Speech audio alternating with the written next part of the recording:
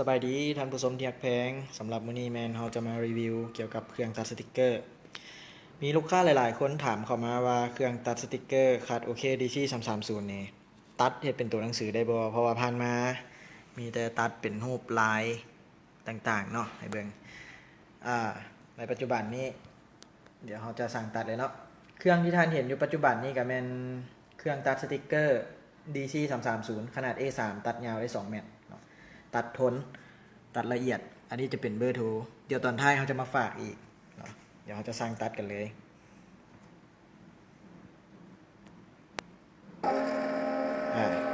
ตอนนี้ตัวเครื่องกำลังเฮ็ดเวียกกันแล้วเนาะที่ท่านเห็นอยู่ปัจจุบันนี้ก็คือใบมีดเดี๋ยวซูมเข้าไปก่อนที่กำลังตัดเป็นตัวหนังสือภาษาสากลเนาะเป็นตัวสากลแต่จะมีรูปทรงที่ลวดลายกันน้อยนึงเนาะตัวเครื่องก็จะเฮ็ดเรียกแบบนี้เลย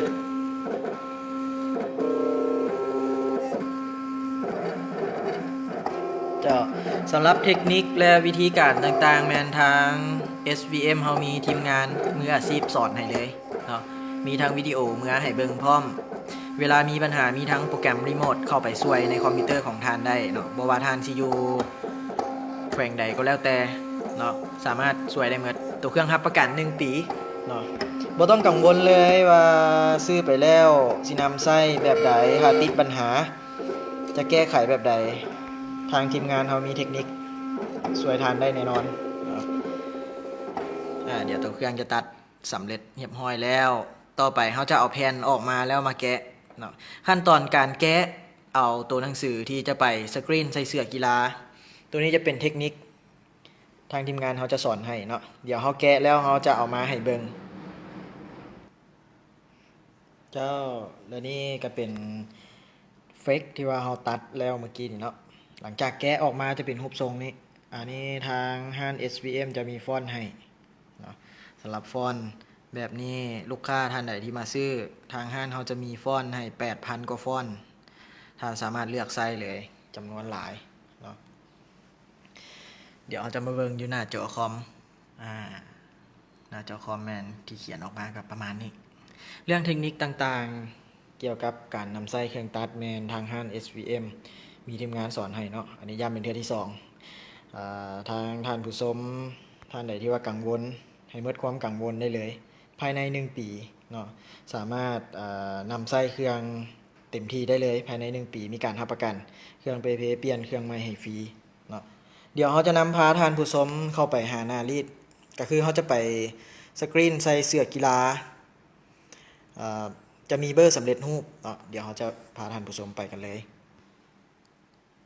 เจ้าและปัจจุบันนี้เราได้นำพาท่านผู้ชมเข้ามาที่หน้ารีดกันแล้วเนาะเป็นรุ่นสวิงข้างขนาด 32x38 หรือว่าใช้ง่ายเป็นระบบองศาเซมี3ปุ่มกดเนาะด้านข้างนี้ก็คือเราจะใส่ตัวเลขสำเร็จรูปคำว่า SVM Screen ก็คือเป็นเฟกเลข88ก็คือเป็นตัวเลขสำเร็จรูปเป็นเบอร์ Nike เนาะ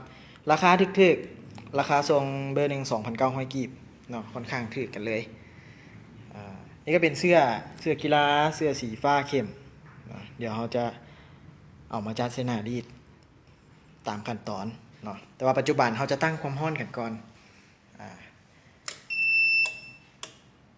เราจะตั้งความร้อนอยู่170 องศาเซ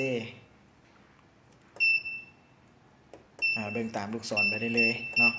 ลูกศรที่ขึ้นก็จะเป็นการเพิ่มตัวเลขตัวที่ซี่ลงทางลุมก็เป็นการลดตัวเลขลงมาต่อไปจะเป็นการตั้งเวลาตั้งอยู่15 วิกดค้างไว้เลยเนาะตัวเลขจะแล่นลงตามระบบเลย15 วิกดเซตเทื่อสุดท้ายก็คือปล่อยให้ตัวเครื่องเฮ็ดเวียกเนาะรอท่าจนกว่าตัวเครื่องจะขึ้นอุณหภูมิฮอด170 องศาเซจะเป็นเฉพาะข้างทำอิฐเนาะสมมุติว่าทานมีเสื้ออยู่จำนวน20 ตัวที่จะมาสกรีนก็ตั้งความร้อนเทื่อเดียวกันเลยได้รอท่าแต่เทื่อทำอิฐเทื่อที่2ก็รีดไปพร้อมเลยเพราะว่าความร้อนจะคงที่เนาะในปัจจุบันนี้ก็คือตัวเครื่องจะมีการบวกอุณหภูมิภายนอกเข้าไปเนาะฉะนั้นแล้วถ้าเราตั้งอยู่170ตัวเครื่องอาจจะขึ้นเป็น175หรือว่าอาจจะลดลง เป็น168ตัวนี้ก็บ่ต้องตกใจเนาะสามารถสกรีนได้คือเก่าสำหรับงานเฟรกเอาเป็นว่าเดี๋ยวเรารอท่าให้อุณหภูมิขึ้นฮอตกันแล้วกันเนาะเราจะมาถ่ายเบิ่งอีกครั้งหนึ่งเจ้าและปัจจุบันนี้อุณหภูมิของเราก็ขึ้นฮอต170แล้วอาจจะเกินไปคือที่ได้นำเสนอไปตอนเมื่อกี้นี่เนาะขั้นตอนต่อไปเราจะสวิงเครื่องออกไปเลยแล้วจะจัดเสื้อเข้าเนาะสวิงออกไปให้สุดด้านหลังเลยดึงถาดรองรีดออกมารุ่นนี้สามารถเลื่อนออกมาได้เนาะความสำคัญกับแมนหน้ารีดฮ้อนคือจุดที่เราถ่ายเห็นนี่ให้ห่างจากหน้ารีดฮ้อนจัดเสื้อใส่ก็จะง่ายเอาเสื้อเข้ามาจัดได้เลยจัดใส่เนาะเอาตามความสะดวกเลย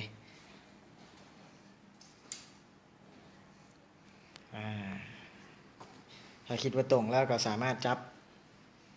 เอาเฟกที่เป็นตัวหนังสือไปใส่ก่อนเนาะเดี๋ยวถ่ายเห็นโอเคจับไปเลยจัดวางใส่เลยวางให้ตรงเนาะต่อไปจะเป็นตัวเลขจะตัวเลขเอาไปใส่เลยเราจะพิมพ์เป็นเลข88เนาะเอาตัวเลขไปใส่2ตัวจัดวางให้ซื้อฮอดขั้นตอนนี้แล้วก็คือเราต้องยูหน้าห้องรีดเข้าไปเนาะเลื่อนเข้าไปก่อนเลื่อนเข้าไปให้จำสวิงหน้ารีดฮ้อนเข้ามาได้เลย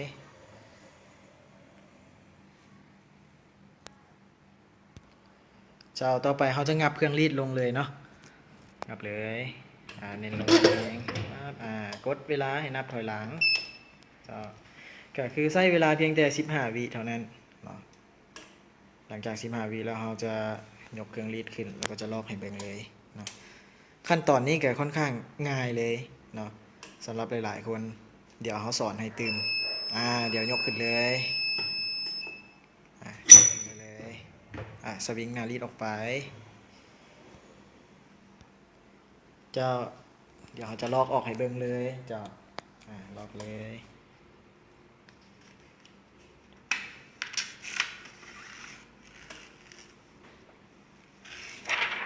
ค่อนข้างลอกง่ายกันเลยเนาะต่อไป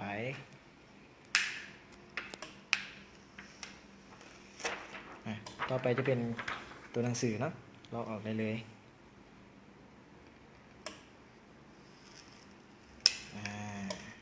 สวยงามหลายเนาะ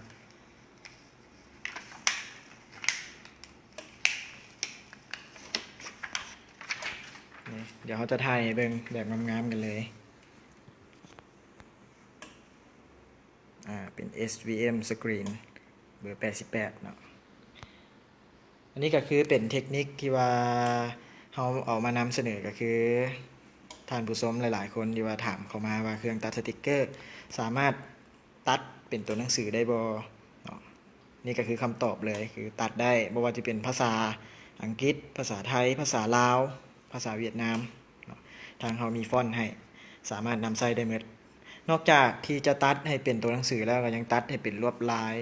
ายตามรูปทรงตามที่เขาต้องการเทคนิคต่างๆกับแมนทางทีมงานเขาสอนให้รับรองว่าทานจะต้องสกรีนเสื้อเป็นแน่นอนขอฝากไว้กันแล้วกันทางห้าง SVM จำหน่ายอุปกรณ์พิมพ์เสื้อทุกชนิด